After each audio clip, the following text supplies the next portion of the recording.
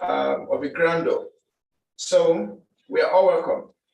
Just like the course coordinator said, or the program coordinator rather, please, the YouTube link or the YouTube, or we are live on YouTube as well. As you can see on your screen, say this meeting is being live streamed, so you can join us on YouTube so as to avoid network glitches. However, we are just going to take a moment. If you're just joining us for the first time and you've not had access to our YouTube, I'm going to post that again in the chat room, and kindly request that everyone who has not liked or subscribed to our page on YouTube, please kindly do so now in the next 1 minute. The essence thereof is that even if you miss a session, you can always get the updates on YouTube and then watch it at your own time. All right. So please go to the link that I just posted now. Just click on the link and like or perhaps subscribe on YouTube. Please, to subscribe, you don't need money, just to hit the button subscribe on YouTube. So maybe I will show you how. If you click on it, it opens you up to YouTube. So I will use this. So I'm going to share my screen and show you how you would do that. When you click on the link I just displayed now, it will bring you to YouTube, as I'm going to show you. So it brings you to YouTube. This is what you basically see there. To show you the class that is currently ongoing.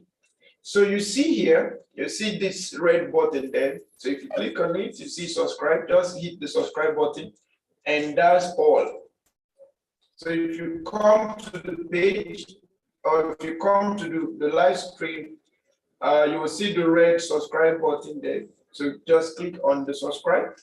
Yours will be showing pure red because you probably might not have subscribed. But if you have subscribed before, you don't need to subscribe again. Okay. So like I said, the benefit is for you to get all the lectures as they come. And on our channel, you see a whole lot of videos of previous lectures. You have day one, you have corporate governance, day one, you have day two, first session, and then this is day two, second session. You also have other impressive programs that you may wish to join, or you may wish to watch at your own time. Okay, just to ensure that you are continuously engaging in capacity development. All right. Okay. So in case you've not joined us or you've not subscribed on YouTube, when you come, this is what you possibly see. This is the live class that is currently ongoing. All right. So you come there, you see subscribe, and you click on subscribe, and that's all. All right. Thank you so much. So let me go back to my class.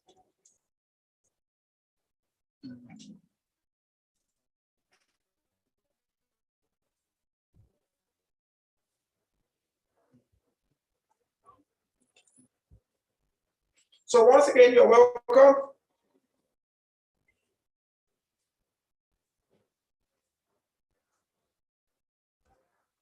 We'll try as much as we can to see how to conclude this particular section today, so that tomorrow we will be focusing on other items. And we are trying our best to see how to round up this course tomorrow, so everybody will go and rest. That's for the associate level. The lead level continues next week, Thursday to Saturday as well. All right. So please kindly confirm that you can hear me by typing 1-1 in the chat room. If you can hear me loud and clear, please kindly type 1-1 in the chat room. If you can hear me loud and clear, please kindly type 1 in the chat room. If you can hear me loud and clear, please kindly type 1 in the chat room.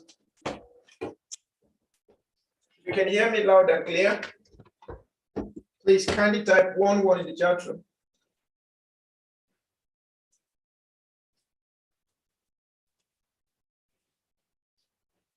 If you can hear me loud and clear, kindly type 1 1. 1 plus 1, 1 1. All right. So one person can hear me. Who else is hearing me?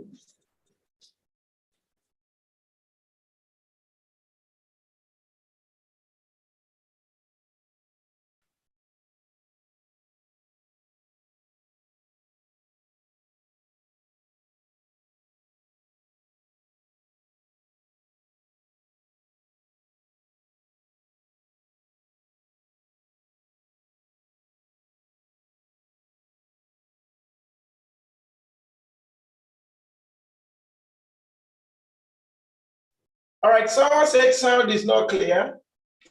Please, if it is clear, kindly confirm. If it is not clear, kindly confirm. If you can hear me loud and clear, please type 1 1. If it is not loud and clear, please type 0 0. Okay, so someone said not clear. Someone said it breaks often. Okay. So another one says sound not clear. Oh my God. Not clear. Wow.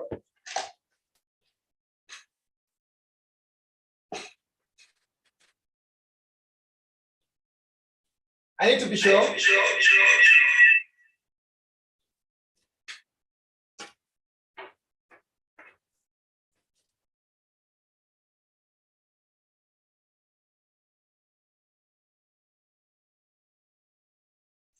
Okay, so I'm trying to verify if the sound has come to being clear. If it is now clear, please kindly confirm by typing 2 2 in the chat room. If it is clear on your end, kindly type 2 2 in the chat room. If it is quite clear right now, please kindly type 2 2 in the chat room. If it is clear right now, please type 2 2 in the chat room. Please, if it is clear, very clear from your end, please kindly type 2 2 in the chat room. All right, thank you so much. So now that we've confirmed that our sound is good to go, let's quickly proceed. So in the morning section, we looked at what good corporate governance was all about. We looked at the Sarbanes-Oxley Act, and we looked at the role of government in corporate governance. So going forward, we'll be looking at the World Bank directives for corporate governance. Please, at any point, should you have a question, kindly drop it in the chat room. I will be picking it up from there. During the question time, you can also use the raise hand feature so that you can be unmuted for your questions. All right. As much as we can, we would like you to interact with us. This is professional training, so it's not a push kind of training, rather is an interactive kind of learning. So I learn from you and you learn from me, or we learn from you and you learn from us, so that the learning can be complete, right? Okay, so once again, we are welcome. So let's quickly look at the World Bank directive for corporate governance. If you're joining us, please, if you're just joining us for the first time, because I'm seeing some new faces, if you're joining us for the first time, please ensure to look at the YouTube for the day 1 and then the 2 first section, so that you can have a good understanding of what we're talking about. World Bank directives on corporate governance. World Bank directives on corporate governance. In order to maintain its legitimacy and credibility, there are certain directions provided by the World Bank for the emerging economies on which the corporate would have to base their decisions. The self-regulation by corporate remains a distant possibility in the near future, especially in the wake of the current economic crisis. The role of the legislature and government becomes paramount in ensuring that the larger interests are not compromised. Yesterday, I was telling someone that the internet had provided more employment more than all the countries put together. The internet, it has provided more employment than all the countries put together. All right. Why the internet is providing employment, it's also facilitating national transformation agendas. It's also helping in providing transformation or chairing transformation. But irrespective of the fact that the internet is doing a whole lot, the internet cannot just be a space of its own. So now we have government of the world coming to regulate the internet space, right? The government of the world is coming to regulate the internet space. Just to make sure that corporate governance is at every contact with the public. Corporate governance is in place at every point of connection with the public. In Nigeria, we had a time that Twitter has to tell you the impact of government, and they still need to depend on this or that, but cyber security, internet. Of course, we know that today we even have physical addresses. Don't have physical addresses does not recent time.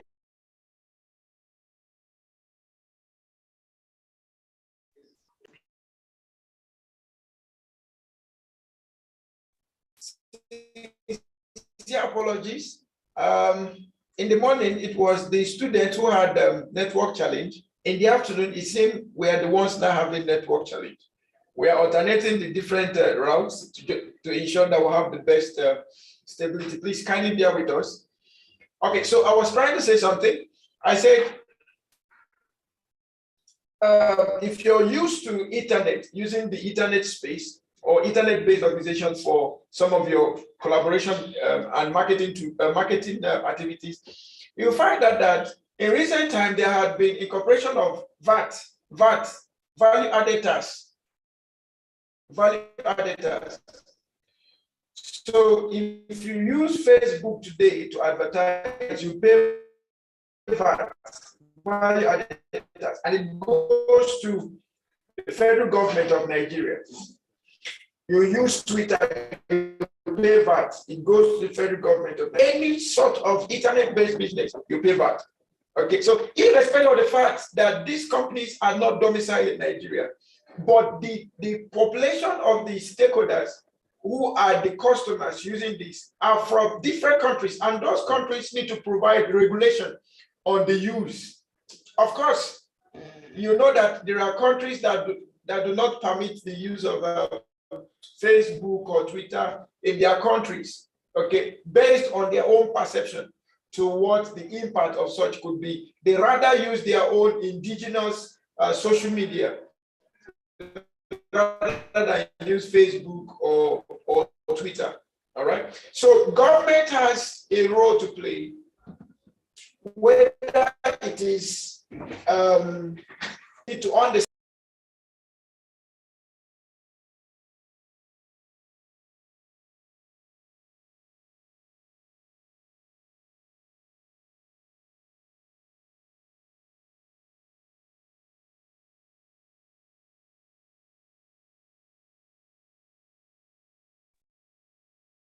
Sincere apologies, this is actually getting frequent.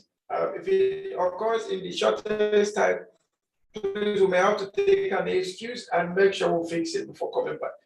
Thank you so much. So I was saying that understanding the emerging economies of the world today, the government need to understand the future of these emerging economies and make sure that there are right legislation organization and government regulations to make sure that everyone's interest is covered. And also, corporate organizations also need to understand these dynamics of change. Okay, we now talk about volatile environment. We talk about controlled environment to some extent. We also talk about ambiguous environment. So in this environment that we are, this volatile environment, government need to play beyond its normal routine role and begin to envisage proper ways to get things done. Okay.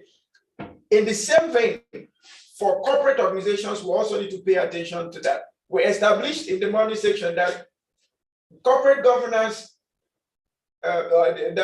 social media now has a role to play in corporate governance, as most corporate entities now adopt corporate governance as a way of easier communication, is a way of quick communication, including governments. So every government of the world, let me not say every, most governments of the world have their official handles on social media, and they use that to pass information.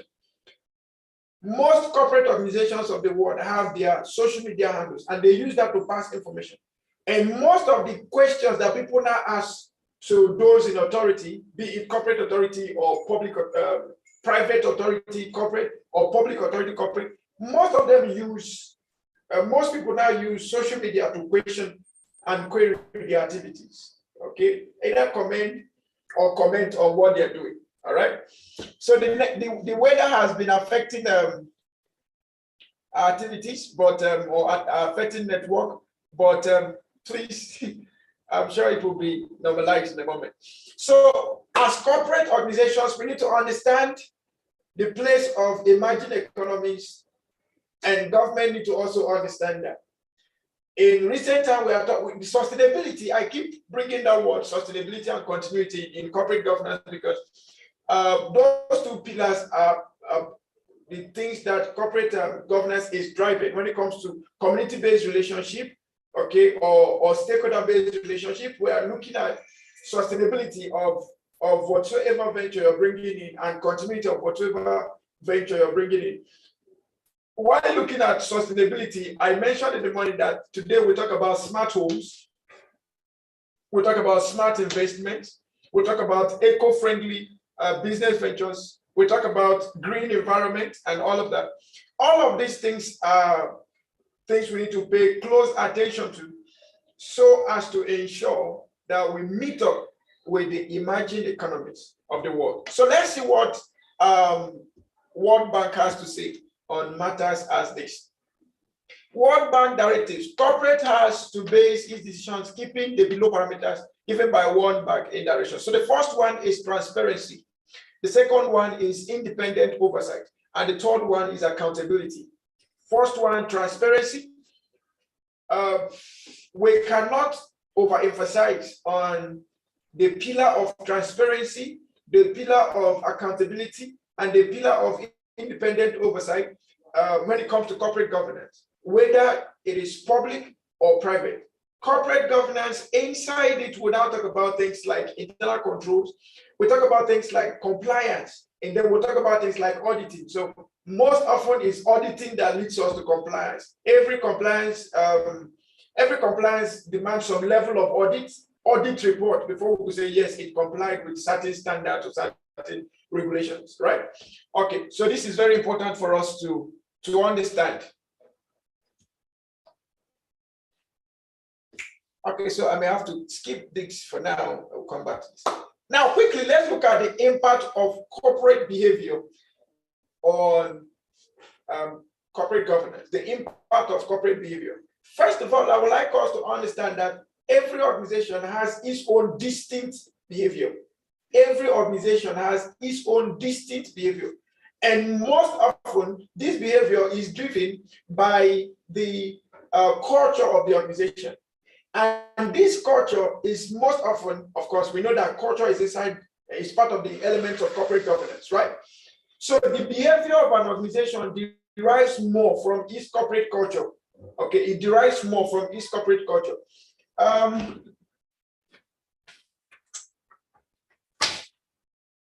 In our engagement, we found some, we have some wonderful, let's say, social experiences or social experiments.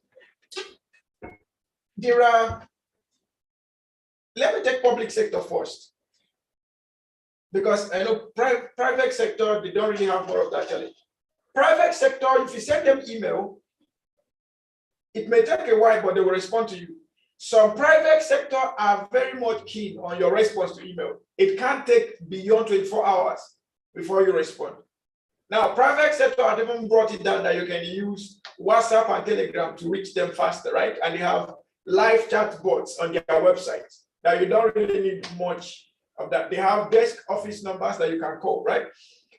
If you call a private sector player on a particular pattern, they don't pick. They're already telling you we don't need you, so they're giving you the opportunity to go look for another business provider. Behavior in public sector is quite different.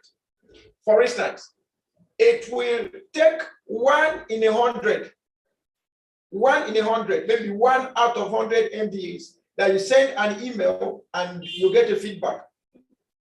Those emails are bold on their website. Those emails are bold whenever you find them. But they don't pay attention to those emails. Well, that is part of corporate behavior. And whether we like it or not, it has an impact on the reputation of those organizations. There are those desk office landlines or desk office numbers. In my experience, I've never for once called a desk office line, public desk office line, and it went through. I've never for once.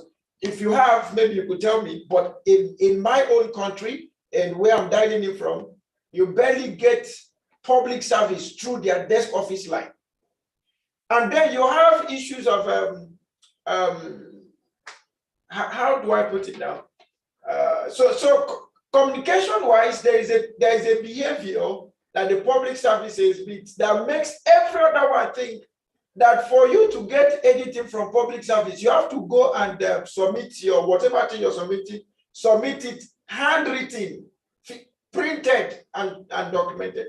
Remember, we have a government that is trying to drive a paperless economy, right? But now we have MDAs. I'm sure these MDAs were given the responsibility to make sure that we get digitalized. Of course, in the Federal Civil Service Strategy and Implementation Plan, right from 2015 to 2017, 2018 to 2019, and now have 2021 to 2025. One of the core aspects of Federal Civil Service, Federal Civil Service Strategy and Implementation Plan. One of the core elements is innovation. One of the core elements also is digitization. But are we really digital? I'm just curious about the public sector anyway. Are we really digital? So those digitization, do we really follow them? In Nigeria, we still have the issue of IPPIS still causing problem in Nigeria. We still have the problem of UTAS causing problem in Nigeria. Are we really digital? Okay.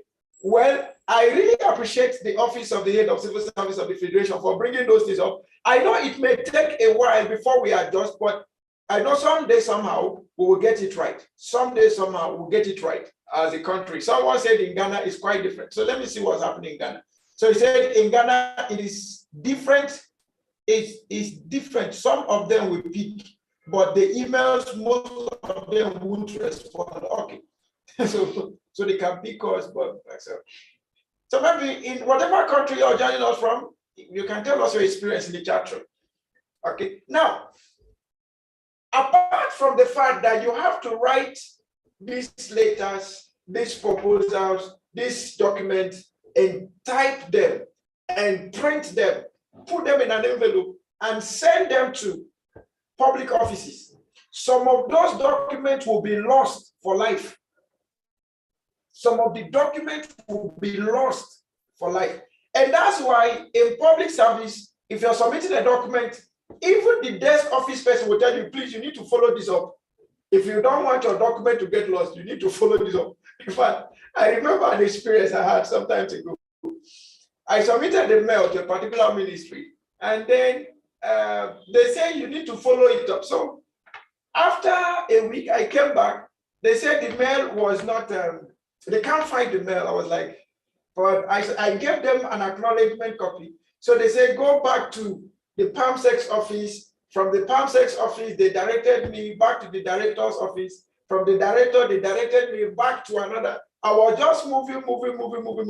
At a point, they directed me to an office. In that office was just Ghana must go. Don't, please, Ghanaians, don't feel bad. That there's a bag in Nigeria we call Ghana must go. Okay. Okay. All right. So it was a bag or loads of bags filled with documents. So the woman in that particular office told me, he says, sir, please don't bother about looking for your documents. We receive thousands of them in a day, and we don't have all the time to go through them. So if you are submitting a document, just make sure there's someone following up for you. If not, your document will be part of this one. And I was like, wow, that's amazing. And the woman now told me, say, please, can you go and write another one? And it's not the first or second time you get to submit document and they tell you, okay, can you please write another one? What is this showing? It is corporate behavior. Those attitudes we receive when we come to public service, it has a reputational effect on the organization. And that's why people tell you when you get to Nigeria, this happened, that happened, this happened, that happened. All of the things we say in this happened, that happened, this happened, that happened. They are just telling us a replica of our corporate behavior as public sector. They are telling us a replica of our corporate behavior as private sector. Okay, so we need to pay attention to these things as they have tremendous effect on the global reputation of our organizations, be them private or public. So we need to pay attention to that. The corporate behavior tends to have a direct or sometimes an indirect impact on the economic state of the countries and communities they operate. They operate in. The very recent examples were the economic crisis in US, Brazil, and Asia in 1998, and the ever-continuing financial meltdown of current times. So there are evidential proofs that corporate behavior, if not on the good side, could lead to crisis. Corporate behavior, if not on a good front, could lead to crisis. Ministry of Education today cannot actually say 100% that they are not under tension with what ASU and federal government is currently going through, because the educational sector in Nigeria is completely under Ministry of Education. So all of the conflicts going right now is affecting the ministry. Not only the ministry, is affecting the educational system, is affecting the economy. So like I said, corporate behavior has its own role to play in driving the economy of nations. Okay, so we need to pay attention to that. We need to pay very good attention to that. All right. Any lack or deficiency in the corporate governance structures has a potential to threat the stability of financial structures globally. So irrespective of where it's happening, whether it's happening in Nigeria, it's happening in Ghana, it's happening in Cameroon, it's happening in the US, all of us as a country, we are just in a network. We are networked economies. Okay, we are networked economies. My mentor once told me something. He said that the decision taken on dollar in the White House has its effect on the woman selling kose in the street of Nigeria. He said that to me around 2015. I didn't really understand that much. But if there was any time to understand the meaning of that statement he made in Nigeria, this time is the best time to understand that. Because we see inflation rising almost on daily basis. Nigeria is, well, I say 90%, if not more, 90% more, a consumption country, an import-based country. And then we depend solely on dollar for our transactions, especially international transactions, right? So the importation of rice, the importation of beans, the importation of cooking utensils, the importation of the oil, the importation of what the Kose woman needs, that iron that is used to make her stove, to make her whatsoever, the gas she's using to prepare is affected by the decisions taken on dollar. So whatsoever she does, or whatsoever that she does, yes, right at where she is, whatever she does, there has an effect on the economy of this country. And the same thing applies in Ghana. The same thing applies in UK. Some countries tend to be super countries, but the truth is, what is happening in Russia and Ukraine today is affecting everybody in the world. We cannot take away that fact. They are not in Africa, they are not in America, but they are affecting everybody. They are affecting everybody. Russia is known to be a power-driven economy. They have that power sector, energy, oil, gas. They are one of the major transporters and exporters of oil, refiners of oil, crude oil, and gas. So now some of the countries around the world can have access to gas. Since the advent or since the introduction of the crisis between Ukraine and Russia, Nigeria has been in continuous crisis of fuel. We've been in continuous, so we cannot take away the network of communities in our global development. We cannot. Ukraine is known to be one of the global leaders in food production, grains, wheat, sorghum, corn, and all of that. They produce the finest corns, the finest of wheat, the finest of the flours. So most of the things we import for the baking industry, for the food industry, as it were, they are nowhere to be found again. Now, if you think I'm joking, the loaf of bread that we used to buy 450, 500 before the advent of this whole crisis in Ukraine and Russia, today in Nigeria, those bread that you used to buy 500, 450 is now 800, 900. In fact, I told them to buy a loaf for me. The one they used to buy 700 now. They bought it 700. Was it not yesterday? This morning, they told me it's now 800. 100 naira increase. Now, 100 naira increase per head. Now, imagine what effect that will be on the economy. Is the salary increasing? No. Is the production capacity of the nation increasing? No. Is the export percentage increasing? No. So, all of this drowsy effect come on corporate governance, and then it will have effect on in the economy. Now, that makes us, that is a call for serious attention, that for all of us in the corporate world, be you private or public, we need to then pay attention on corporate behavior. Let us not use bad corporate behavior to further destroy the economy. I will repeat this again. All of us, both private and public, we need to pay serious attention to corporate behavior so that we don't use bad corporate behavior to further destroy the economy. Because, as it were, the director sitting on his seat, responsible for attracting investment to his ministry, if there is poor corporate behavior in that ministry, it will drive back the investors, both foreign and local. So we need to be conscious on corporate behavior. In fact, I challenge all the public-private sector directors present. When you get back to your organization, go and do a research, go and do an auditing, find out what is the index of your corporate behavior. What is the index of your corporate behavior? Some of us that are in the public sector, we have our emails that are routed through our company domains, corporate MDA domains. But those emails are not working. You know that they are not working. You know, some of the emails are not working. But in your card, it's the same email you give for communication. And then when you send it, it will bounce back and tell you that the email is not going. So let's take an objective view of our independent corporate behaviors and ask ourselves the question, are we building reputation or are we destroying the economy via our behavior? We need to pay attention.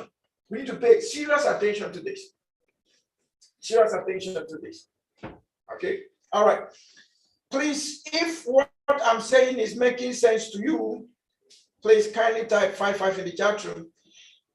If what I'm saying is making sense to you, please kindly type 55 in the chat room so that we can proceed.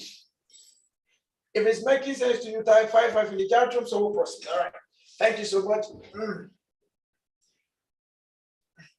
Thank you. So let's move. Corporate governance. The most important objective of a corporation is to serve social and economic goals. Social and economic goals. Social and economic goals. Social and economic goals. So we need to pay attention to that first. However, in reality, it is the economic goals that prevail. And that's why we have high levels of degradation everywhere. There is something, sorry, I'm not supposed to say this here, but I know most of the people here could be around Nigeria, especially Abuja. So let me just say this. The way we treat our environment in Abuja, if we are not careful, we will soon go into tsunami. I've been on the road severally. I will see the most expensive cars. You see somebody from there remove his hand and throw away bottle of water. Some will throw away peels of banana. Some will throw away different forms of waste on the street. And these people are riding expensive cars. Expensive cars without expensive brain. Even in some of our MDAs in Nigeria now, is becoming waste management is almost getting absent. I was at one of the ministries the other day, and I saw a group of people, and I believe these people are in the category of management staff, because where I found them is not where you find every other person. I saw one of them finish bottle of water and dropped it on the ground. I was coming down from the staircase. I said, look at this man. What example are you showing? I had to come down, pick that bottle, and I was looking for waste bin. In fact, it wasn't just me, myself and my colleague. We were looking for waste bin all through the ministry. Where is the waste bin so that we can drop this? We couldn't find waste bin. And I know there is someone responsible for waste management in that ministry, throwing away the social goals, throwing away the environmental goals of corporate nature, looking only on economic gains. That will not take us anywhere. It will lead to more harm than good. So I am making a deep recommendation, both private sector and public sector. One of the social goals you need to pay attention to is waste management. As you go back to your ministry, starting from this moment that you're still sitting in the office, ask yourself the question, your waste bins, are they in strategic positions for both in-house staff and visitors to see? There is a way you display your waste bin that nobody will have the mind to throw something on the road or throw something on the street. Okay? If you go to most streets in Abuja now, especially on the outskirts of Abuja, you go towards Life Camp, you go towards Jabi, you go towards Utako, you go towards Kubwa, you find waste disposed in the gutter. Is it gutter now? In Nigeria, we call it gutter, drainage. Okay. Okay, you find waste. Do you know the social and the environmental impact of that? And then somebody will come from nowhere and say Nigeria is a dirty country. As it were, we have a governance structure that doesn't pay attention to social relevance, and that is bringing us down. It is affecting our reputation as a country. It is affecting our reputation as a people.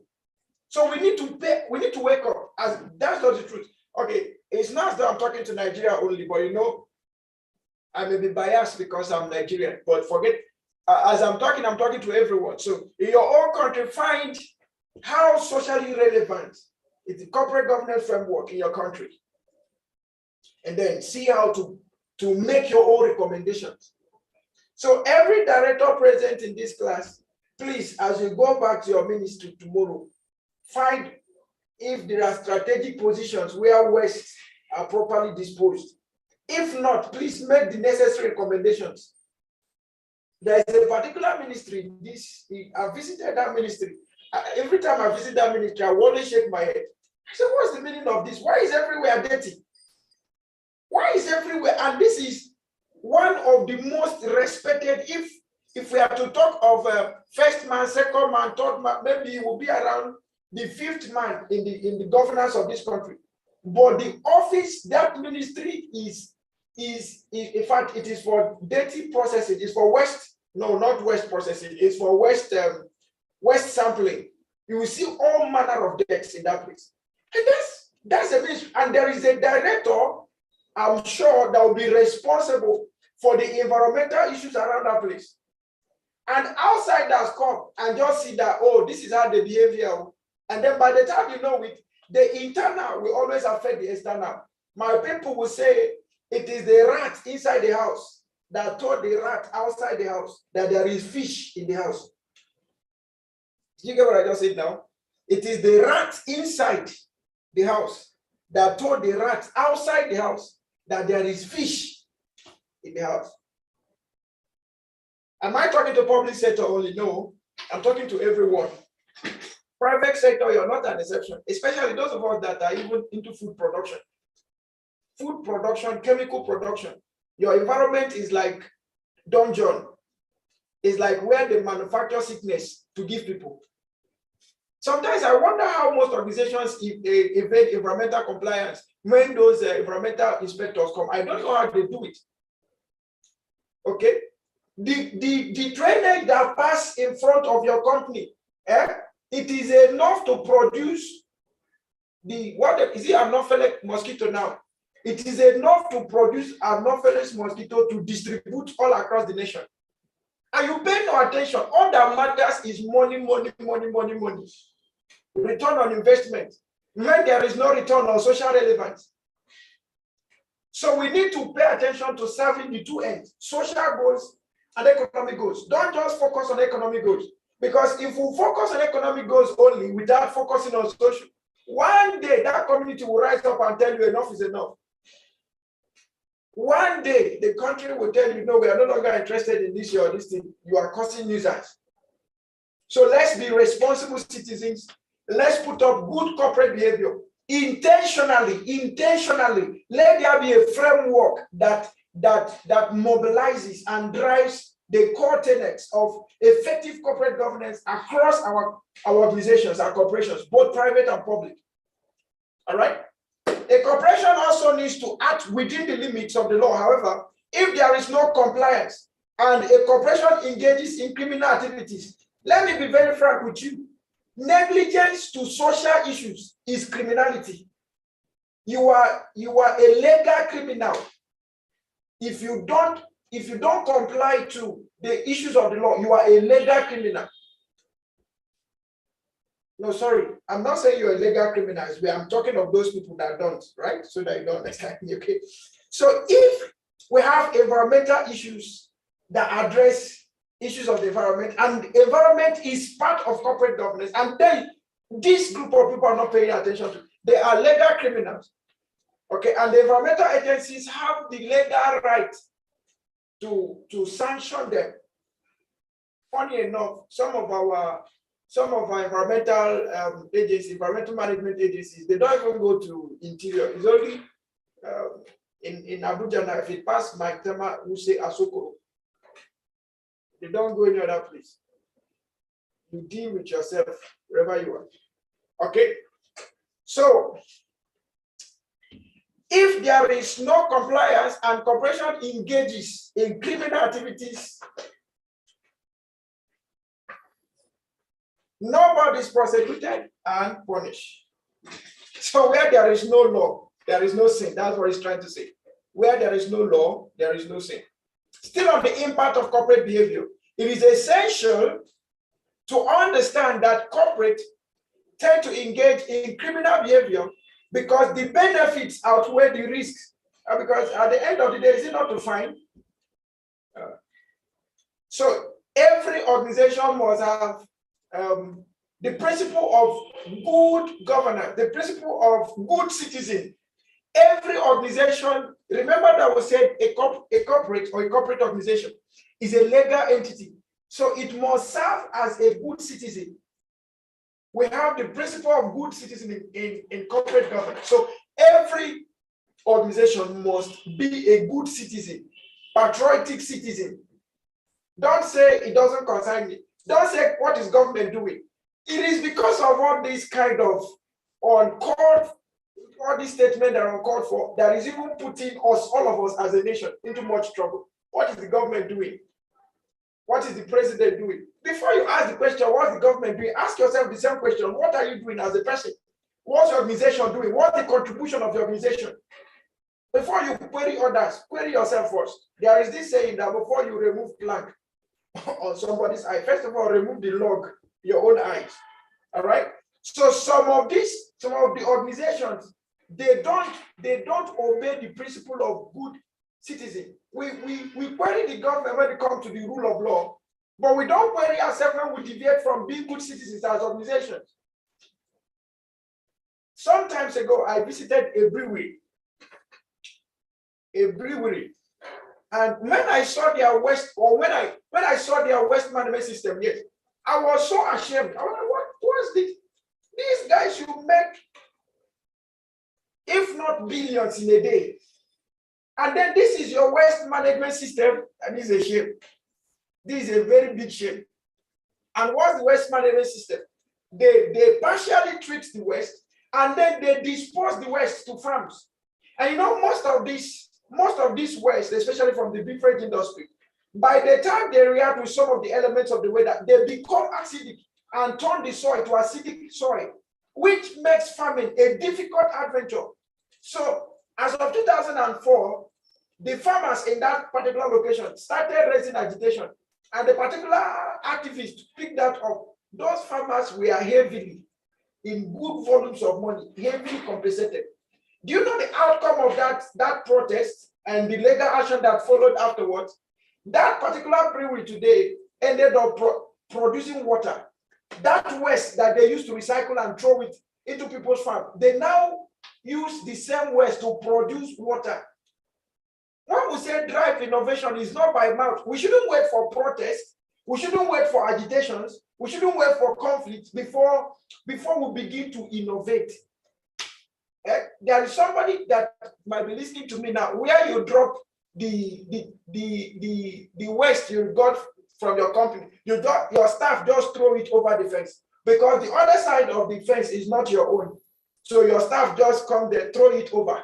And the owners of the farm, they've complained and complained and complained, and you're telling them we'll do something about it. And you now tell your staff, if they make too much noise, we'll buy the land. Buy the land, you will not buy. Stop indiscriminate waste disposal, you will not. That is criminality. And each shareholders who feel the brunt from all sides, as members of the community, they pay the cost of the crime itself. As a taxpayer, they pay for the cost of prosecution, and ultimately, as a shareholder, they pay the cost of defense and penalty. So let us not incur too much debt for ourselves. We can get it right by putting up good corporate behaviors. Also, there is no clearly established system of accountability for corporate, which can be acceptable by shareholders, employees, suppliers, and government. The kind of punishment for corporate crimes remains a difficult area, even for the legal experts. It seems that a certain level of corporate crime is just accepted as a way of doing business, which is not supposed to be so. During the recent times, it has been observed that there is a direct impact of financial systems on growth and removing poverty. The development of banking systems and market finance drives economic growth, external financing, and the quality of investment, which bear an impact on the growth of the economy. In such a scenario, the importance and relevance of having good corporate governance structure in place goes a long way in ensuring a better lifestyle, economic growth, and prosperity for the members of the community. In fact, I will admonish everyone here, try and get this material. Even if you don't get the material, try and watch the YouTube of this over and over again, so that we all get this together. Still on the end part, to prevent the financial crisis of the current times and to make corporate behavior responsible and accountable, it is necessary that a thorough system of checks be established.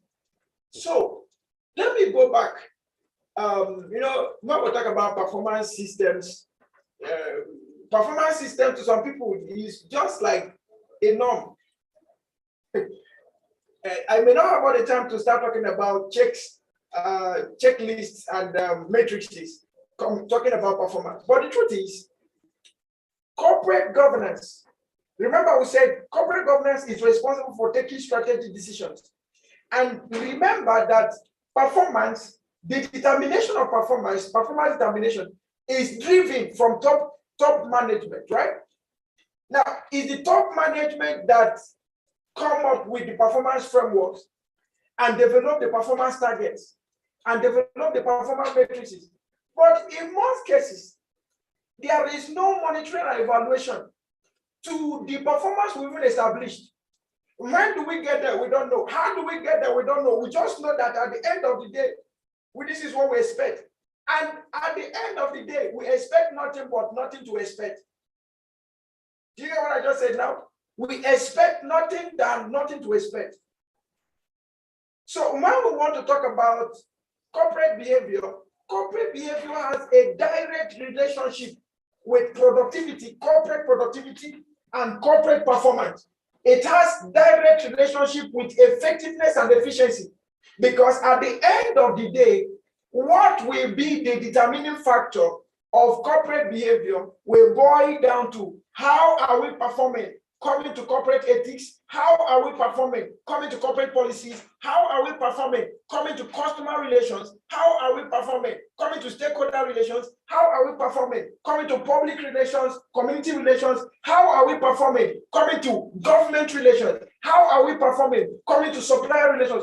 These are the indices that will now determine what the total corporate behavior will look like on perception to the external environment. So if we want to have corporate behavior, we need to have checks and matrices that will determine how we are performing. They should be objective based, not subjective. They should be objective based.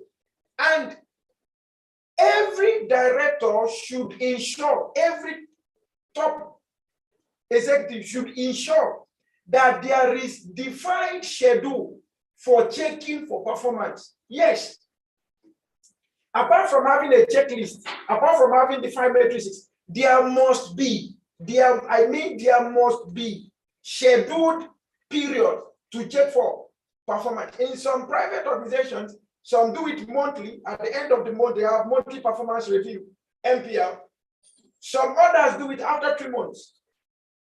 Quarterly performance review. Some do it half yearly, some do it annually. But when it comes to performance, the more frequent you are, the higher the frequency of your performance, the better your improvement. Because with the high frequency of performance reviews, it is easy for you to say, okay, this is the area we need improvement. That's the area we need improvement. That's the area we need improvement. Without performance review, don't talk about performance improvement. Without performance review, don't talk about performance improvement. I will repeat that again. Without performance review, don't talk about performance improvement. And without performance improvement, don't talk about improving productivity.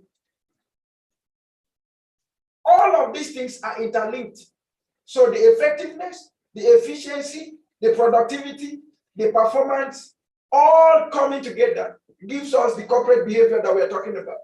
So there should be a thorough system of checks and matrices that should be followed. And then there should be periodic scheduled duration for checking performance. That secretary, your office, how do you check her performance? The desk officer, how do you check his performance? The gate man, how do you check it? The driver, how do you check his performance? Someone said something, I think Minister of State, works at, I think, is it level and works, no, works and level, whichever one. He said that ASU should, parents should beg ASU to come back. I think he said that alongside with one of the presidential aides. Okay, parents should beg ASU. And then Governor Umahi said lecturers shouldn't be paid.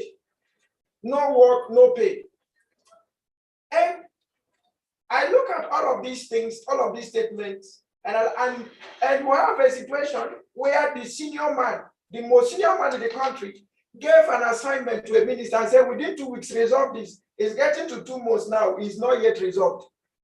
It's not yet resolved. And I have one question that I'm asking. Government is feeling that ASU is not doing enough. ASU is feeling that government is not doing enough. Both of them are in end feeling that there are fallouts, right? Now, listen to me.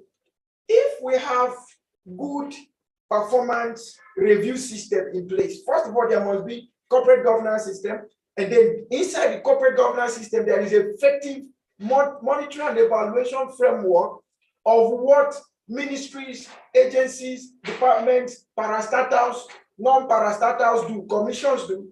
It will be easier for us. When you go on strike, we will now evaluate the impact of your work so far, right? So anybody can go on strike because there is no checks. There is no, even the metrics in this is, we're not sure of the usage. In public sector in Nigeria, one of the primary driving force of promotion is exam. We have passed that level. We have passed the level of writing exam for promotion purposes. We have passed the level of writing exam. So we need to wake up. We need to wake up. We need to wake up. We need to wake up. And know that there are certain levels we've already passed, and we should advance, not keeping to some tradition. Okay, tradition. So if you pass exam now, automatically you are a high performing staff. If you pass exam, you are just a high performing staff. Exam that has 90% of the exam has no relationship to your work, but you passed. And then all of a sudden you're promoted, right? Meanwhile, the performance that is supposed to be tied to that work, the performance is lost. Please, let's do the needful and go back to revisiting our corporate behavior. Let's do the needful and go back to revisiting our corporate behavior, because performance is tied to it, productivity is tied to it, effectiveness is tied to it, efficiency. Someone could sit down in the office doing laissez-faire kind of attitude because he knows that someday, somehow, all he demands is to go and write exam, and then he will pass because he will buy all the public service books, handbook, administrative book, current affairs, non-current affairs, estate affairs, international affairs, and then question number one.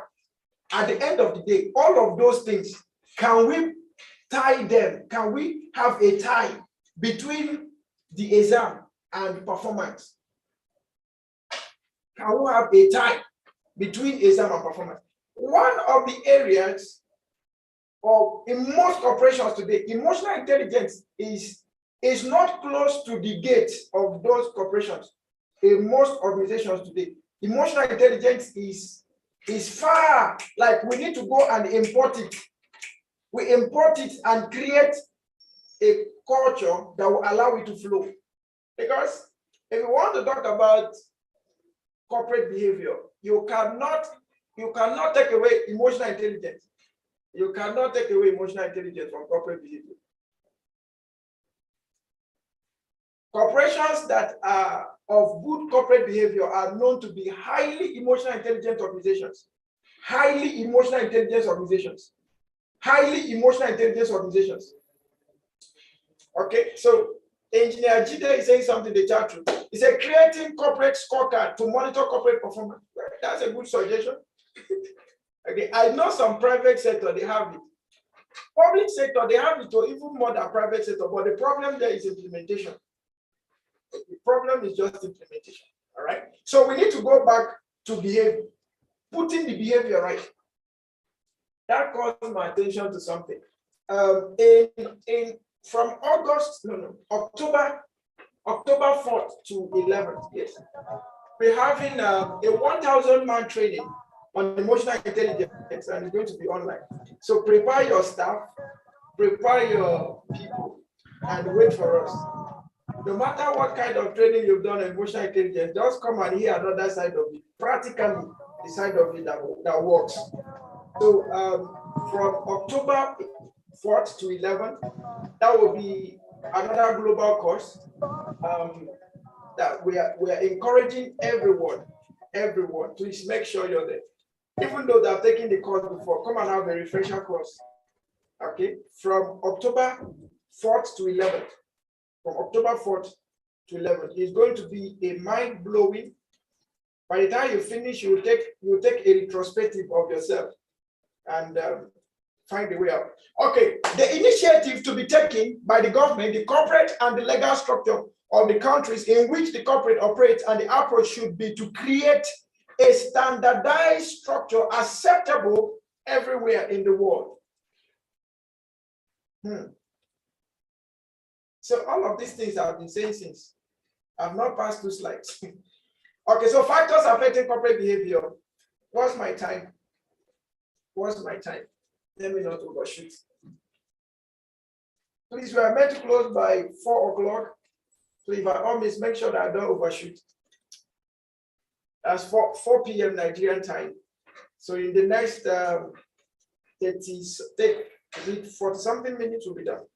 It is important for corporates to practice good corporate governance, since an approach that is fair and ethical as well as transparent is likely to lead to greater productivity than an approach that favors short-term profits and encourages cutting corners.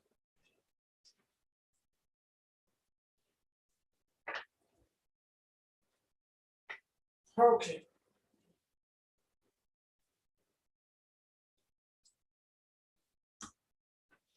And I want to take this time to admonish. Some of us are responsible for human capital development in our organizations. Some of us are responsible for human resource management. Some of us are responsible for training and development. Some of us are responsible for career management.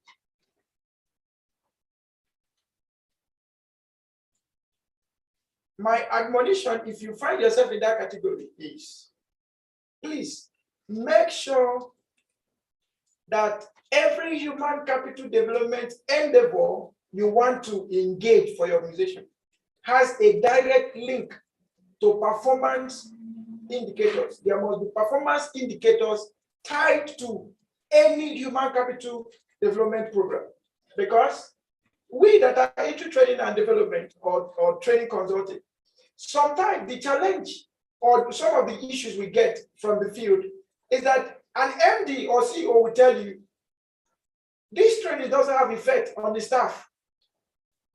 Do you know why? It will not have effect on the staff if you as a training person did not conduct a training needs assessment before going on for that.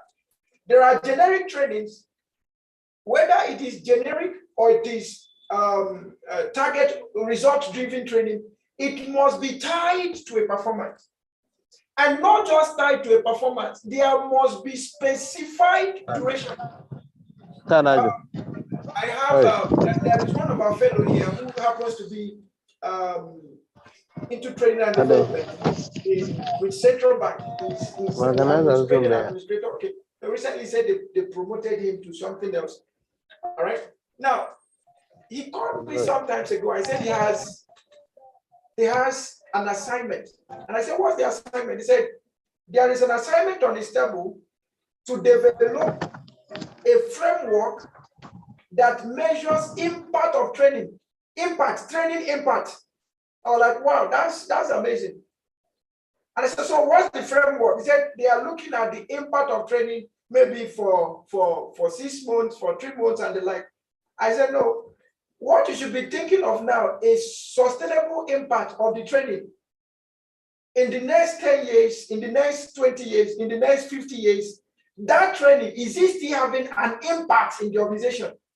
Is it still driving performance? Is there a system that cascades training performance on the others who were not even privileged to attend the training? For instance, this training we're having now, at least by the time you go back to your organization, you need to try to cascade it down. Cascading it down in your board meetings, let them know that there are certain innovations that need to be brought up in terms of corporate governance, corporate behavior, corporate ethics, and all of that. You need to let them know and bring it to the right perspective so that everyone will see it. If you're in the public sector and you're a director, then you need to step this down. Find your deputy, call him. Deputy, see, we need to put this right, we need to put that right. Deputy will call assistant director, we need to put this right, we need to put that right. Deputy director will call the next person. By the time we know it, we are moving down to the person by the gate. We are moving to the person by the gate. So if you're in human capital development, career development, human resources, which other word now? Career, talent management, please, when you want to engage in human capital development programs, tie them to performance and make sure you have sustainable impact framework. In the next 2-3 months, what's the impact? I'm not talking about outcomes and output, because that's where most of us in the training industry are still stopping. And even us in the department, that's where some of us are still stopping. Okay, you come back from training, then you come and report to the person that sent you. Sir, we've gone for this training, and you bring a report, and that's all. Do we see the impact of this training? No. You need to start giving assignments. That's what I'm trying to say. We are sending you on 5 days training on let's say waste management. In the next 6 months after you're back, this is what we want to see. So justify. If this is visible, let's create key performance indicators that will drive human capital development everywhere. That's what I'm trying to say. Okay, that's what I'm trying to say. Let's create harmoniously, create well-defined KPIs that will justify the need for human capital endeavors. Okay, and for everyone here, if you are human capital development, please feel free to always network with us. We are ready to serve you any day, anytime. Okay, so we'll be available to provide the best of training development for you and your staff, and we'll give you assurances. Where we are to train a particular agency, and they said that cost of training was high. And I said to the DG, I said, sir, please don't pay us. We are going to give you this training for free. After the training, we are going to give you an extra 30 days to monitor the effect of this training. After the 30 days, if you're not convinced, we'll give you 90 days. Eh? If after 90 days you feel there was no impact, don't pay us. All of us will sit down and define the KPI. All of us will define the performance we want to see at the end of the day. All of us will sit down and talk about the sustainability, the impact, the sustainable impact of this training. And if there is no result, don't pay us. So that's a good deal. Okay, and they said, okay, why not? We gave it a try. And of course, it's moving fine. All right. So all of us in human capital, we need to do the needful.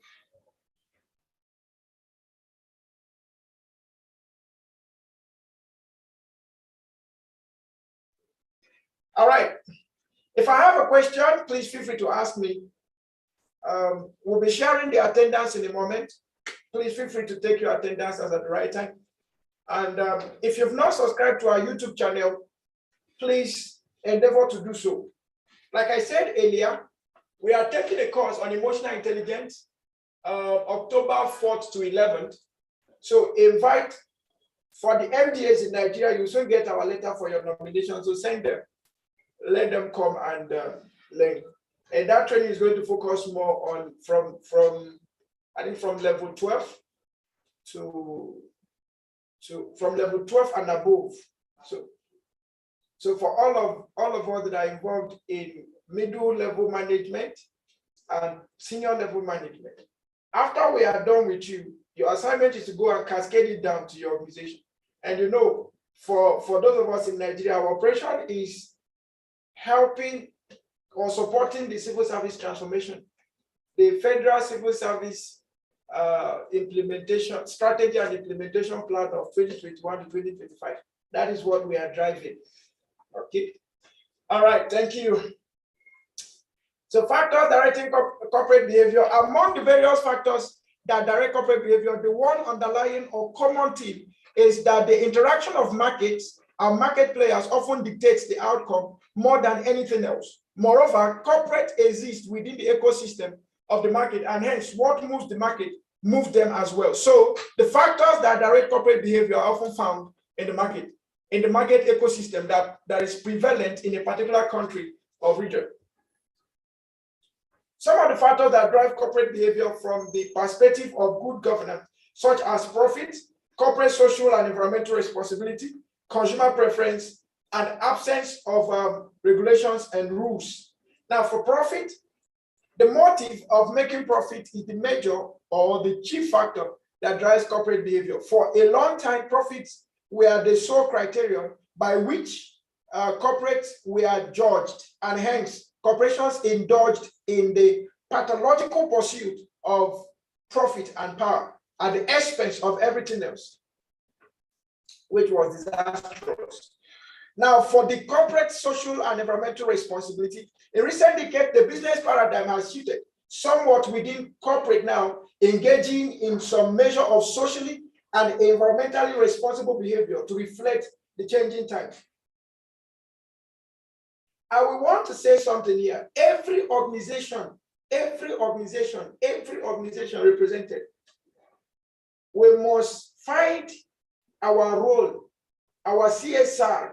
We must find our own CSR and make sure that we execute it within our communities, within the government sphere. Every one of us must pay attention to helping government achieve national goals. I'll repeat that again.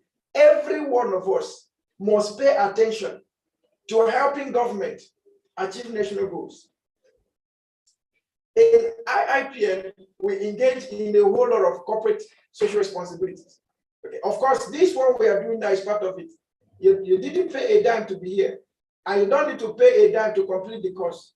Okay, except for if you're moving to level 2, and we know that, okay, you're driving for something. We want you to be there, food, life, and all of that. So all of those engagements you're doing is just to get you more committed to the program, nothing else. Okay, we've organized corporate social responsibilities from federal to state. In fact, yearly we organize corporate social responsibility programs from federal to state to local government. And in most cases, we'll find ourselves in religious bodies also, churches, mosques. Then we'll find ourselves in the universities. We'll find ourselves in secondary schools. If national growth and development is your attention, then we must all pay attention to finding a way to support government in achieving national goals. That is very, very important. Every company, every corporation must be a good citizen. Wherever you find yourself, you must be a good citizen. Whether you are citizen by adoption, citizen by birth, citizen by relocation, you must be a good citizen. Doing business in that country, you must be a good citizen. And one of the proofs of good citizen is corporate social and environmental responsibilities. All right? Okay. However, it is by no means certain that the corporations have abandoned their relentless search for profit, as can be seen from the spate of corporate scandals involving unethical and illegal business practices. Consumer preference. The next factor that drives corporate behavior is the consumer preference, or the way in which consumers vote in buying products and availing of services. Indeed, the pursuit of profit and consumer is king motto exists in a sort of creative tension. This is because satisfying the cost of consumer is in all respects means that corporates have to forego some of their profit, and when corporate cannot satisfy customers, they flock to their competitors. Hence, there is a contradiction of sorts to which only the market-based economies are able to find solutions for, since the market corrects these contradictions by virtue of their existence. So while the government is playing its role, the private sector also need to play its role. Government is not solely a profit-driven venture, okay, but most of us private, we have profit in our memorandum of association. However, whichever way we want to drive the profit, we must be considerate and making sure that everything we are doing, they are all ethical and legal.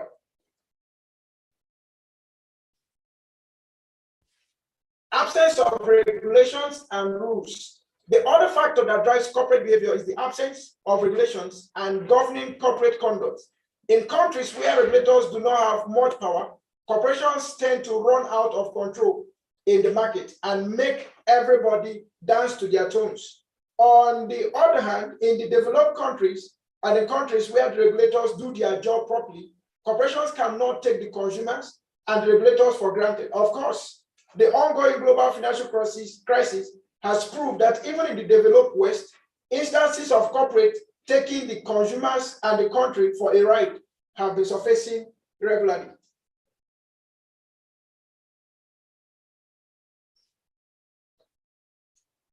Corporate governance and financial crisis. The ongoing financial crisis has proved that corporate America, for instance, and the corporate world completely in other countries around the world have exhibited behavior that can be described as mismanagement and not keeping in tenets of good corporate governance. In this respect, some of the criticism that has been directed at corporate leaders and the bankers in particular appear to be justified given the excesses that have been displayed by them. Do I have anyone here who has had this case of your money was withdrawn without your permission? Your money was withdrawn without your permission. Nobody could give an adequate reason why that was done. I gave my own personal experience in the money. It was not funny. Okay, it has not been funny. All right. So some of us have also had similar experiences. In fact, yesterday I was reading of a woman who said she was to help someone. Someone asked for her help, and then she thought she was helping, and by by obliging to help the person, said before she got home, her whole bank account, her dollar account was wiped, and the person vanished into thin air. So we need to be very careful with this issue of corporate governance. Still on corporate governance and financial crisis, the following are some of the issues that have been discussed in the aftermath of the global financial crisis. We have the excessive CEO compensation, issues of transparency and accountability, issues of pursuits and profits. As regards to excessive CEO compensation, this is one of the things that is driving most illegal operations in organizations, because most of the CEOs have just found themselves in some level of daredevil kind of operations, that if they decide to block out, their life might be gone. So they don't want to come out because of the profit they think they are making from it. Every now and then, all across the airports in the world, we keep hearing things of drugs. We even have cases of people now having intravenous drug trafficking. Okay, some swallow it, and several things we just hear of because we just want to make more profit. And the most amazing thing is that we have celebrities finding themselves in this kind of mess. We have CEOs of organizations, MDs finding themselves in this kind of mess. And joining them in the list, we now have religious bodies also, religious personalities. Let me use that word, religious personalities joining in the same venture because of the drive for more profit, more money, more gains. Studies have shown that the CEOs of some companies like Walmart, GM, and Wall Street banks take home a pay that is 100 to 150 times the average pay of the working class. This is indeed a fact that speaks volumes about the blatant disregard for fair compensation and reflects the skewed priorities of corporate leaders. However, corporate chieftains try to justify this gap because the CEO pay and the average pay by explaining that in the trickle-down economics that they rely on, the wealth eventually finds its way to the bottom. However, this has not happened so far in practice, and what we have instead is a rising inequality gap. The point here is that one reason why the global financial crisis happened was because of the failure of the very vision and direction, as well as misplaced faith in the markets for which the CEOs and bankers were being paid such humongous amounts. Hence, the notion that this aspect reflects good governance has fallen flat on the face. The issue of transparency and accountability, another aspect of corporate governance that underlines the ongoing financial crisis, is that there were serious issues of transparency and accountability concerning the behavior of the corporate leaders. They have overwhelmingly made rules that benefit them at the expense of the shareholders and the stakeholders, which points that there is something wrong with the kind of corporate governance being performed. That fact that the employees in these companies, banks, and the shareholders have to pay the price for the mismanagement of the corporate leaders indicates that there is an urgent need to improve corporate governance before it is too late. There was a report the other day for us Nigerians. We have over 210 million Nigerians now. The debt profile in Nigeria now, the report has it that every Nigerian, if you divide the debt profile of Nigeria by 210 million, every Nigerian is owing almost 50 million naira. Every Nigerian is owing close to 50 million naira. 50 million naira. We borrow not to invest in the economy. We borrow to borrow more. And this, our leaders are not held accountable for whatsoever. Right on time, from time immemorial, I've been saying this. Constitutions of most countries, especially the African countries, are not meant for the good of the people. They are meant to impoverish the people and then put more in the pockets of the leaders. I will repeat this again. If not all, the global constitution of the world in most countries is designed to deal with the poor and separate the rich. Do you want me to talk again? We have a standing issue in Nigeria now. The former, let me not talk, let's not be as though I'm saying something. But we have an agency that fights corruption. Their former boss was found corrupt. Nobody talks about it. The next thing we heard was that he has been promoted. We have an issue in Nigeria now of which of the offices in Nigeria now.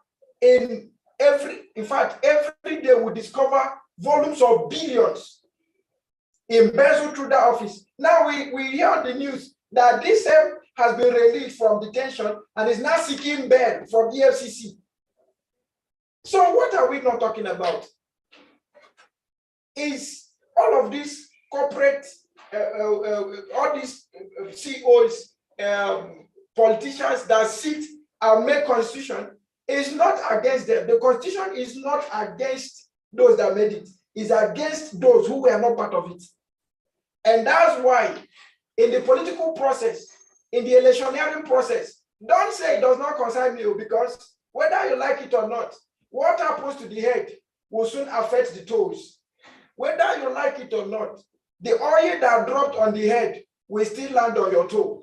So every one of us in the electionary process of our countries, in the electoral process of our countries, please make sure that you're part of it. In fact, if you're a Nigerian and you don't have your PVC, you're part of the problem of Nigeria. If you're a Nigerian and you don't, at this point, you don't have your PVC, you're part of the problem of Nigeria. In fact, you're a big problem in Nigeria. You need to be arrested. You need very much arrested. We need to take issues of corporate governance in serious esteem. We need to take it very serious. I pray INEC will give another listening ear to some of us that don't have our PVCs yet. We'll sit down and cry foul, but to take the necessary action to play our own role in corporate governance, we don't want to play it. And then we complain, we grumble, we mourn, and all of that. At the end of the day, we get used to it and we move on. So 2023, you need to be part of the corporate governance of this Nigeria. In your own country, I don't know which year, but you need to be part of it. Let your vote be your decision. So whenever it's happening, say, yes, this was what I did. If you're not playing your part in corporate governance, don't expect anything good from corporate governance. If you're not playing your part in corporate governance, don't expect anything good from corporate governance. If you're not playing your part in corporate governance, whether in private or public corporation, whether in global economy, if you're not playing your part in corporate governance, don't expect anything good, because it is whatever thing the man sows, he shall reap. If you're not sowing into corporate governance, don't expect anything from it. Right? So let's wake up and play our own part. All right? Okay. The last is the issue of pursuit of profit. Finally, the issues related to pursuit of profit at the expense of social and environmental concern points to another malice of the current system of corporate governance. Hence, the current models of corporate governance need to be revamped, especially when one considers the fact that the global financial crisis was brought about by due excessive greed and reckless risk-taking. The bottom line is that we can avoid crises like the ongoing global financial crisis only when the corporate leaders are answerable to the regulators, shareholders, and the stakeholders. And there should be effective checks and balances to keep the corporate governance on track. As I begin to round up, I want to say this to everyone. Please, in whatsoever thing you do, don't let money be a deciding factor on the decisions you take. I'll repeat this again. Until you are in control of money, you don't have integrity. Until you are in control of money, you don't. When I mean in control, I don't mean until you have money. I mean until you are in control. Money does not determine your decision. You don't have integrity. In fact, you don't have behavior. Your behavior is not yet, your behavior is still questionable. A friend of mine once told me, he said, if you want to test the true integrity of the man, test him with money. I thought it was just one of those statements. But over the years, I've come to realize that one of the weakest points of men, and when I mean men, I mean human beings generally, both men and women. One of our weakest points is money matters. Money. Some people are comfortable owing other people, very comfortable. They will even fight you on your own money. But just try and hold them for 1 second. You see the lion in them will rise. Just the person that is owing you money, all of a sudden, inside the money is even owing you. You just collected a small amount and told him, oh, sorry, I will balance you tomorrow. Just 24 hours is too much. So, in fact, I've come to realize that even emotional intelligence does not treat this matter of money. And most of these corporate excesses is because of the drive to have more money. The CEO, the directors, they are driving to have more money. Management staff is driving to have more money. Operational staff driving to have more money. Low cadre staff, everybody driving to have more money. Let me be very sincere with you. Until money is under your control, you don't have integrity. Integrity is still far from you. Very far from you. Very, very far from you. So what am I trying to say in essence? You need to get conscious of your attitude towards money. If money still gives you high blood pressure, there is problem. Money in your hand or money not in your hand, it still gives you high blood, it gives you heart attack. No. You need to sit down and ask yourself the question, who is in charge of the money? Is it you in charge of the money or the money in charge of you? Did you get my point? Some of us, it's better we keep the money and be seeing it than to use the money for something else. Some of us have lots of money in the bank now, just to answer that, oh, we have a few millions in the bank. You're doing good, you're doing well. Please note, money is called currency. The value of money is not futuristic. The value of money is now, as at today, as at now.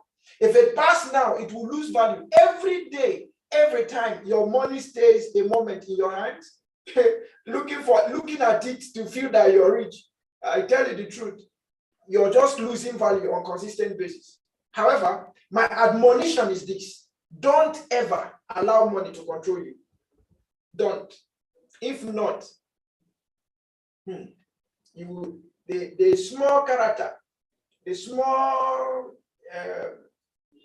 if it is a comedy, I say this packaging I'm trying to package now, you spoil it.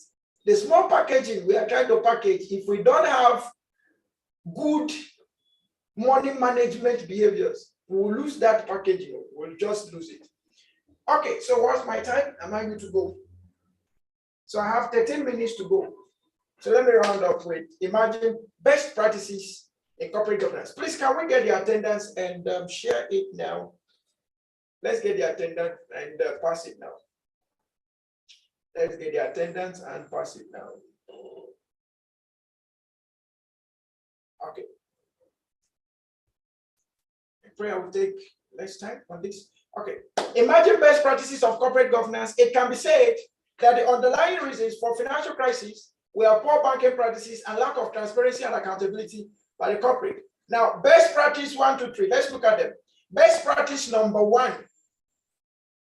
In the wake of crisis, several proposals aimed at introducing greater transparency and accountability from the corporate have been set in motion. So best practice number 1, when you see cases of corporate governance, it's always good to start making recommendations on time to avert crisis. So that even if crisis will start, you say, yes, I said it. Don't keep quiet and wait for when it will start. Then you say, we're supposed to do it. No. Start your recommendation now. Anything that is not going right. In most organizations, they have suggestion boxes. So even if you don't want to say it yourself, write it and put it in the suggestion box. This includes the Dodd-Frank Act, or the legislation that has been passed in the US to monitor the accounting and business practices of the banks and corporates. So you could check out the Dodd-Frank Act and the US legislation on that. Why we're using mostly US is because they are more of like the global world economy regulator, right? So most of their acts are global.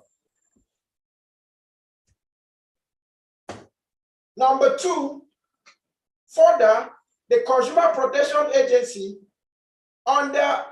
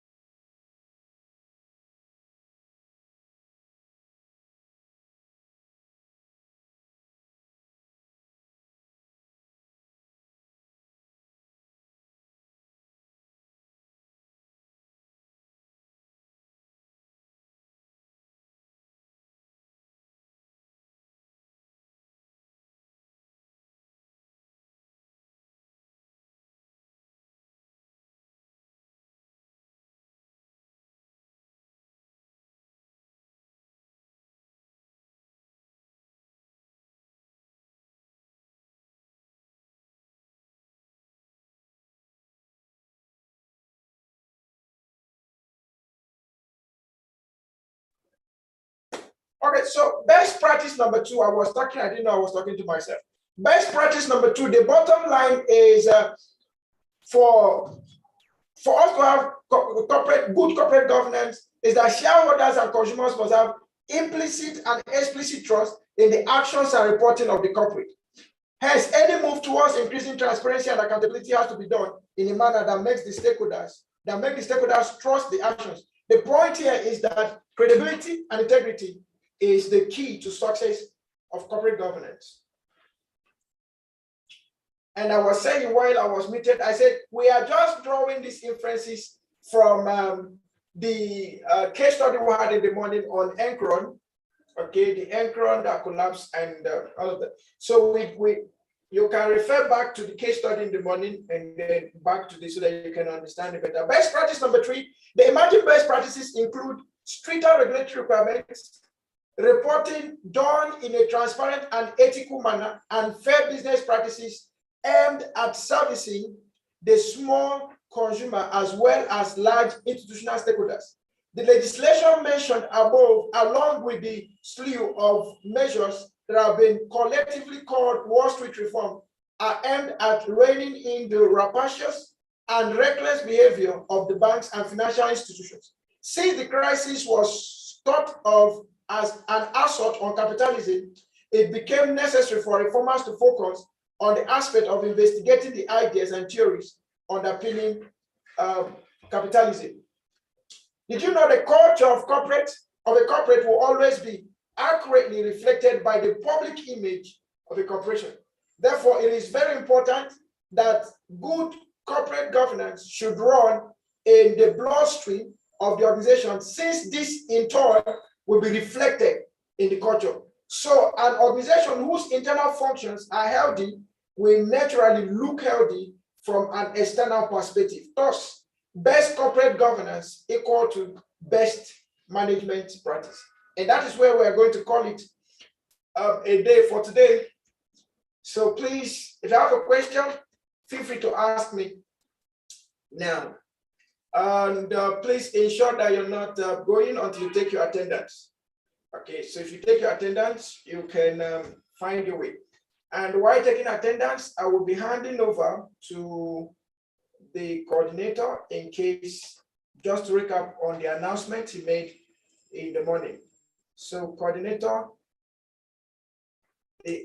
let's get the attendance as well as pass the announcement very quickly, and then we'll be on our way.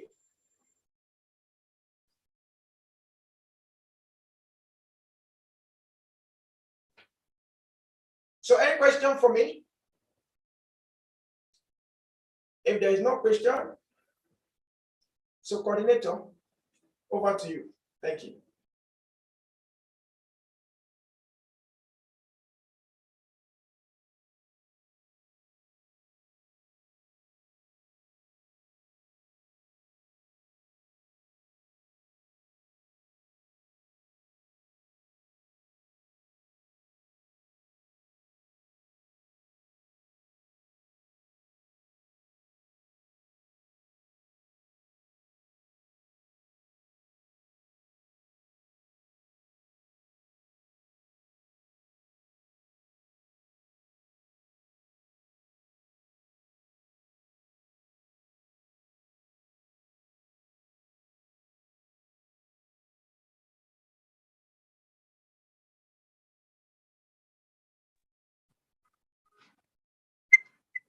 Thank you very much, Dr. Benito, and thank you very much for the well-delivered lecture.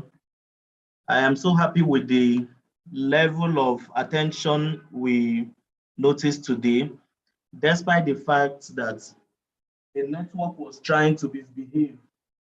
So thank God for surmounting that. I don't know if we are having, I saw something like a question pop up in the chat room. I know that I was in and out due to network, but I didn't seem to hear much about limited by guarantee establishments. So I'll leave Dr. Benito to attend to. Okay, from the update I'm getting now, he said tomorrow we'll have to address that very issue. So it's in tomorrow's slide. So Make sure you are here tomorrow and in time so that you get to follow up about the limited by guarantee and the different other now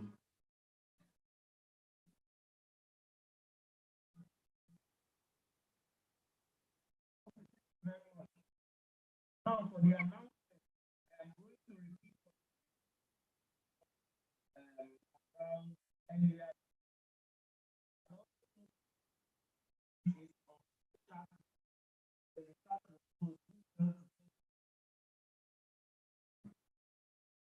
For this course, please note that it has been set as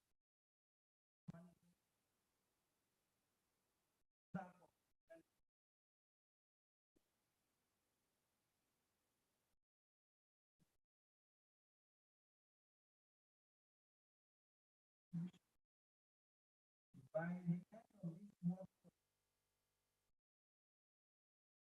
it is good to let us know that by the end then it is about to have the second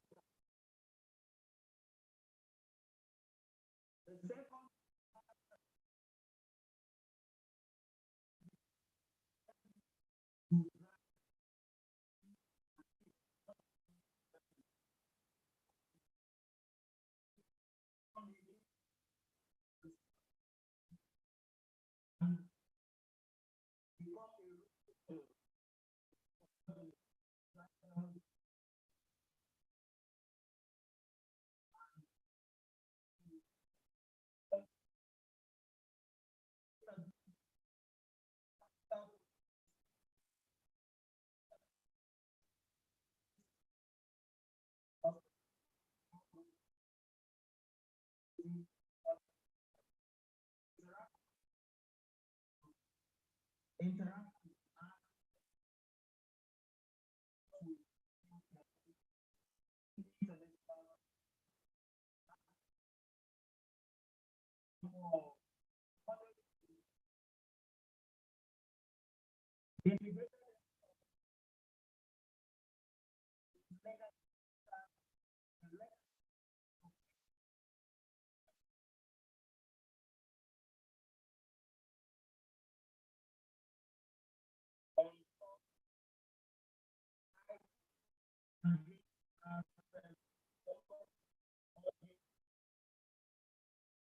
Okay.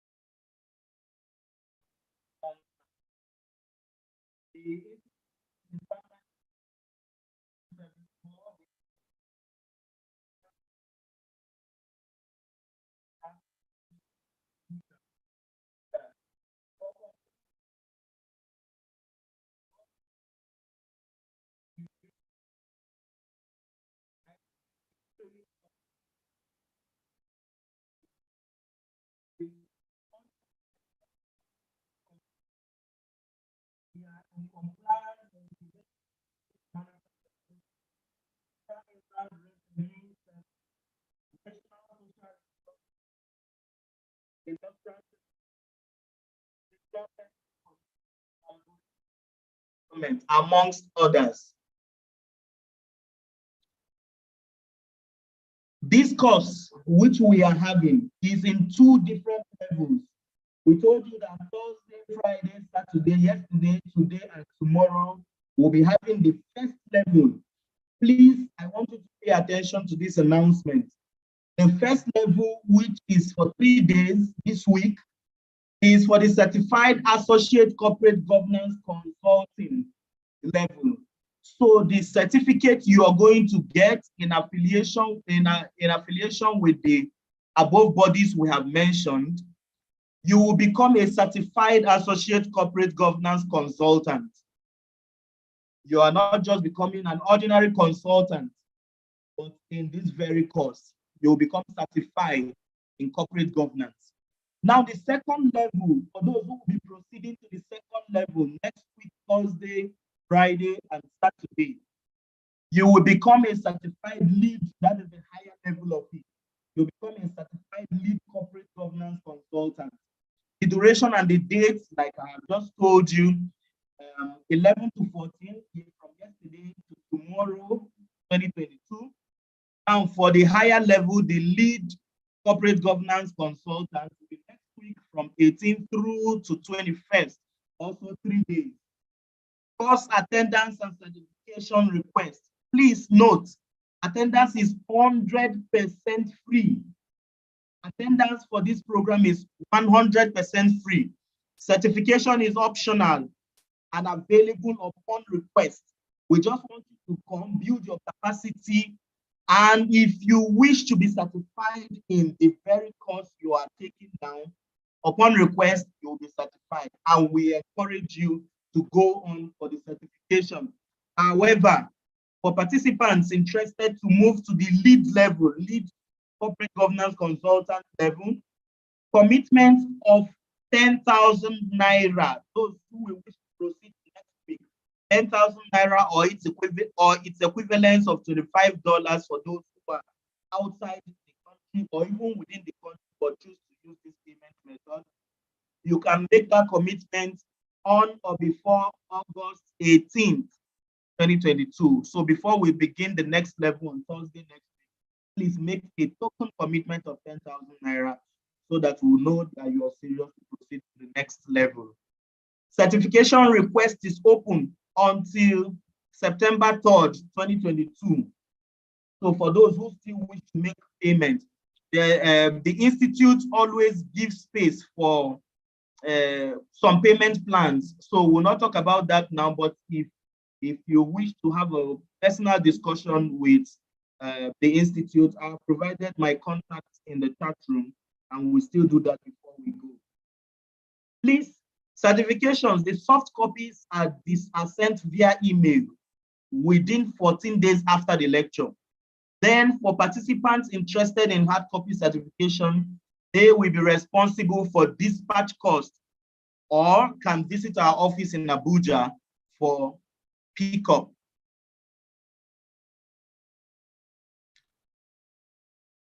The cost of the certifications for the first level today, this week, the first levels, the Certified Associate Corporate Governance Consultant. For members of the Institute, you are going to be paying a discounted fee for certification of 65,000 naira or its equivalent of $160. Remember, for those who have taken the course, this corporate governance consulting course with us, you should know by now that what you paid then was 165,000 naira. For those who are still, for those who wish to take this opportunity, this window of discount, please, what you'll be paying now is 65,000 naira or $160. For non-members who wish to be certified on this first level, 75,000 naira discounted or its equivalence of $185. What you would have paid, the actual cost is 195,000, but you're not paying that. You're rather paying 75,000 naira or $185.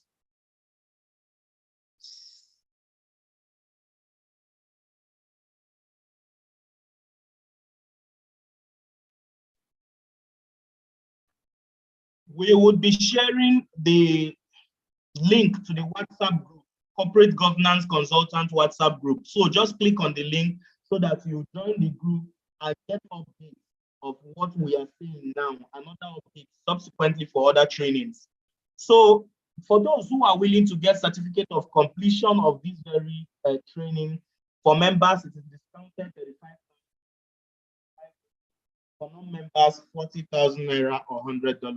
Note, all fees are inclusive of once you make your payment or once you want to get certified, it is inclusive of study material, whatever material we have used for this training, you'll be getting them, the edited videos, 1 year access to recorded classes on YouTube and certifications, except for certificate of completion. I still repeat, all fees are inclusive of study materials, edited videos, 1 year access to recorded classes on YouTube and certification, except for certificate of completion. Please click on the link in the chat room to join the corporate governance WhatsApp group. All right.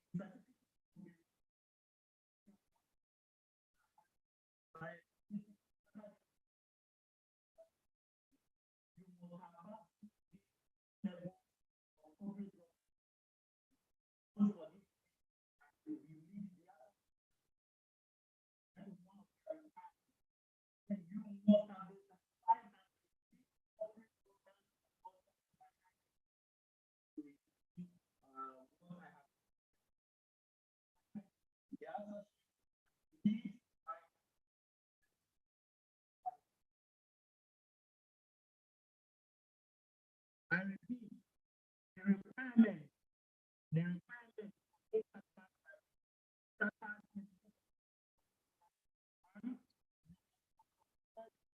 modules, both associate and lead. You must have been certified as a lead corporate governance consultant by the Integrated Institute of Professional Management, and you must also move from associate to lead. And the fee to get chartered or to get certified by the Chartered Institute of Management Consultant USA is $600. Moving to the next slide.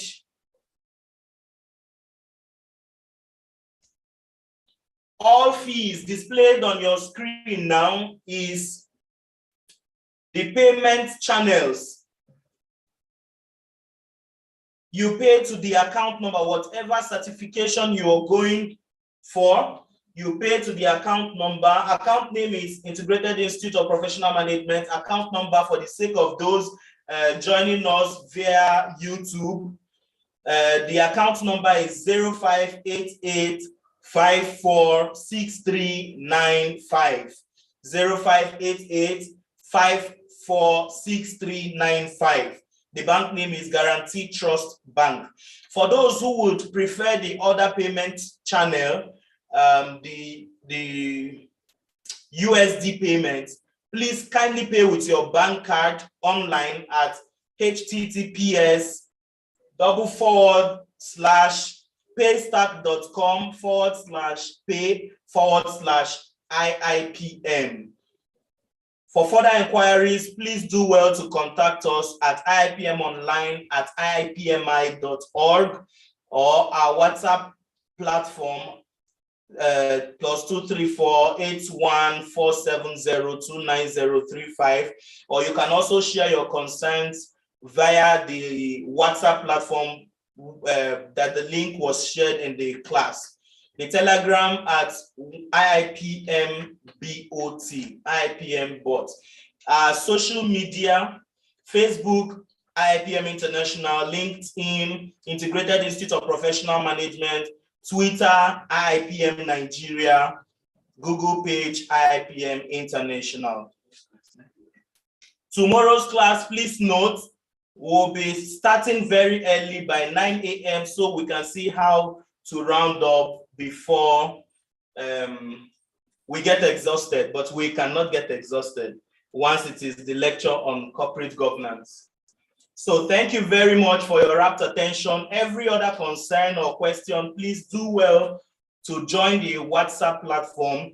Then you can ask your question, or you can privately chat to one of the, you will even notice either the coordinator, myself, or any of the staff of the institute. You can privately chat, or if you want to make a public question, ask a public question, you are free. Thank you very much. And for our Muslim brothers, today is Jumat. We ask that Almighty Allah subhanahu wa ta'ala will accept our ibadah, and continue to pray for the country. Continue to pray for the country. So this day, as you have offered that prayer, we ask that Almighty Allah will accept all our prayer and continue to bless and strengthen our country. Do not forget to step down this training. That is our emphasis. Thank you very much. See you tomorrow by 9 a.m. exactly. Please do not be late. Invite others. Do not let them miss out on this opportunity. Invite others. Thank you very much.